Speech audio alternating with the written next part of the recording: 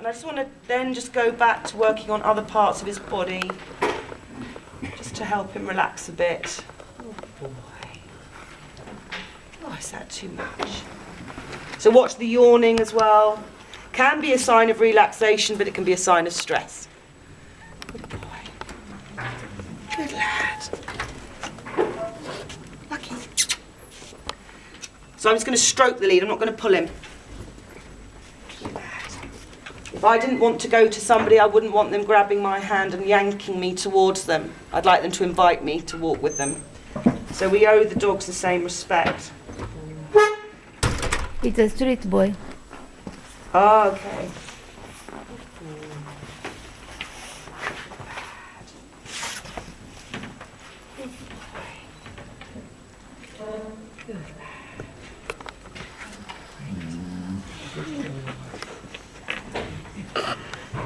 Which is great.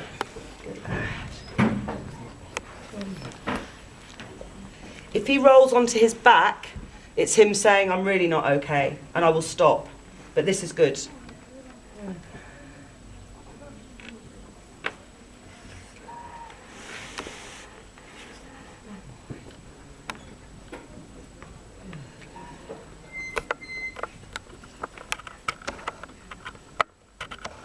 His skin's very tight all round here.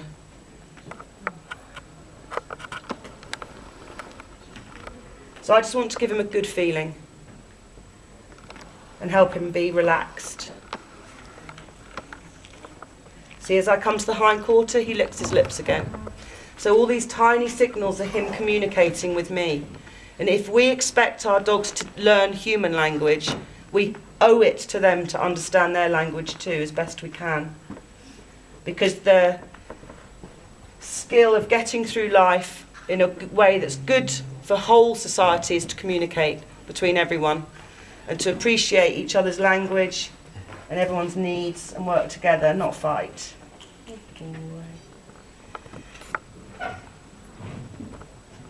So I'm now doing really gentle circles with my fingertips. Good lad.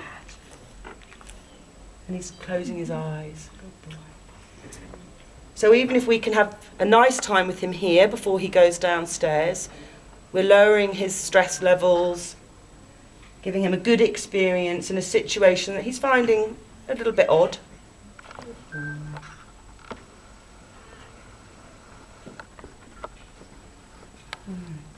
boy.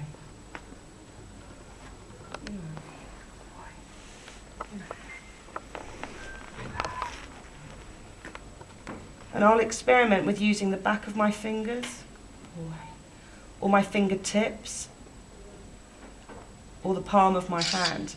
Some dogs you can't start with ear work, but if you can, and if you're handling a dog at the vet's, or if it's had surgery and it's got dysphoria, where they start howling after surgery, get on the ears, if it's safe to do that. Because a dog that's calmer will heal faster than a dog that's anxious. Good boy.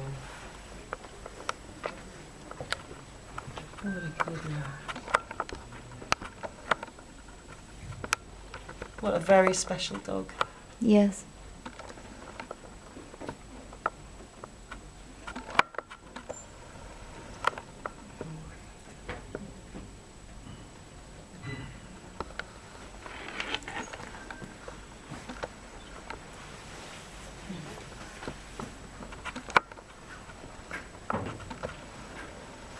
So his breathing's slowing down as well, which is nice. Is that a bit uncomfortable there? Okay. I'm going to stay away from, is it ascites?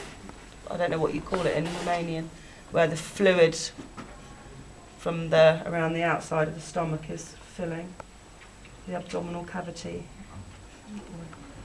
So he probably feels quite tight and uncomfortable there. So I'm going to be very mindful of what's okay for him and what isn't. And his tail stopped wagging now, in a good way. So he's not anxious. If you look at the speed of the wagging tail, it's like when people speak, when they're nervous, they start talking really quickly. So it's the same for the dog. And people make a mistake when they touch a dog that's wagging its tail because they think it's a sign of the dog being friendly. But it can be the sign of a dog that's really saying, stay away, stay away, stay away. And some people, when a dog rolls onto its back, think it's an invitation to tickle the dog on the tummy, and they get bitten then as well. But it's the dog really saying, please stop, please stop, please stop. Some dogs do want their tummies tickled, absolutely.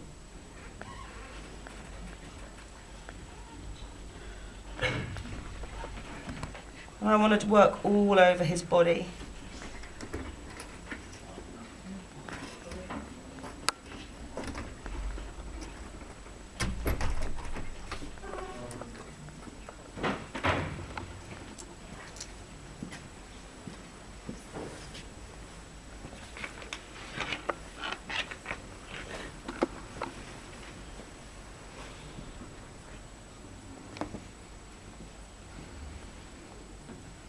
His tail's just started again because someone's come in.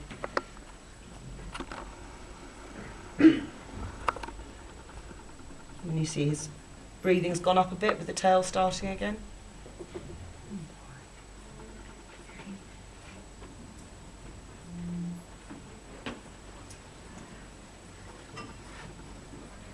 And when you lay your hands on a dog, you need to be very aware. It's like a butterfly landing, not an elephant.